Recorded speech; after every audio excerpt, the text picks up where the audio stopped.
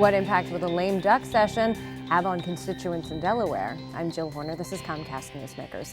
With me this hour is United States Senator Chris Coons. Thanks for being with us. Thanks for a chance to be on again. Before we get into some of the pieces of legislation that were put up for a vote during lame duck, let's talk a little bit about what it's like to go to the Senate for the first time. I would think it's almost like going to any new job for the first time. You're trying to find your office, you're trying to navigate the corridors. What is that experience like?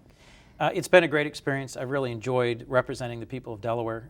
I was in office almost immediately after the election, just about 2 weeks, and there was an ambitious agenda for the lame duck. So you're right, it was quite a challenge to begin navigating commuting from Delaware every day, meeting my new staff, working through the new office, the new committee assignments. I was on 4 committees, and getting to know the legislative process, learning how to preside over the Senate, something they ask the most junior senators to do most often, and then getting to know members of the Senate from both sides of the aisle, from all over the country.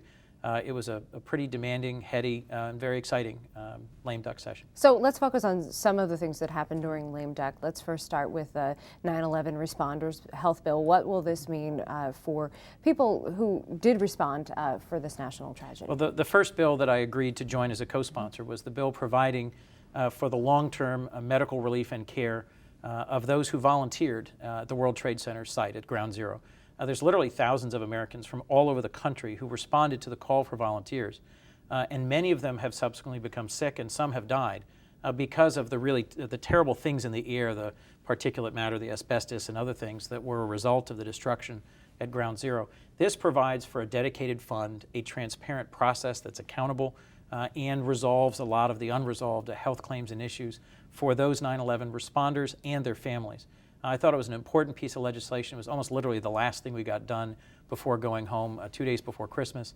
And I was really impressed by the dogged and persistent leadership of the senators from New York who really led the way in getting that done. There had been concern, though, about the costs associated with this bill. How did you rectify some of those challenges? Well, ultimately, it was a compromise. The funding for the bill was cut roughly in half, which was really a condition of getting it done literally on the last day of the lame duck session.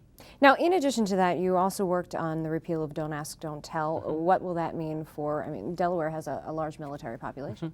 I'm a member of the Armed Services Committee and attended the hearings on that and spoke with some of the service chiefs directly about their concerns. I think Don't Ask, Don't Tell was frankly discrimination, plain and simple.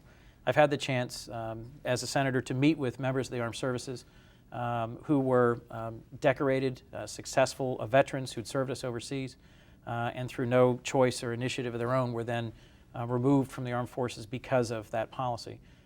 It's been repealed, but what our action meant is that the armed services are now beginning a process of developing training and policies, and they will implement the repeal of Don't Ask, Don't Tell only once the service chiefs certify to the President that they're prepared to do so in a way that won't needlessly interrupt or distract from the 2 wars that we're currently engaged in overseas. Moving from the military to an international treaty, the START Treaty, what will signing this actually mean for us on an international level?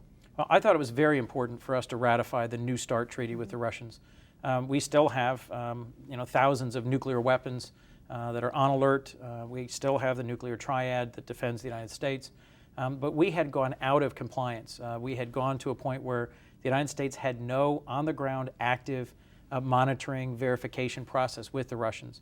This continues a long process of fighting against nuclear proliferation, ensuring to the extent we can that the United States and the Russians are exchanging information, are exchanging inspections, and I think it moves us forward towards making the nuclear weapons that we still have as responsible and secure and safe as we possibly can. Very few seconds left. You mentioned the word compromise, and that was part of the discussion of lame duck as well.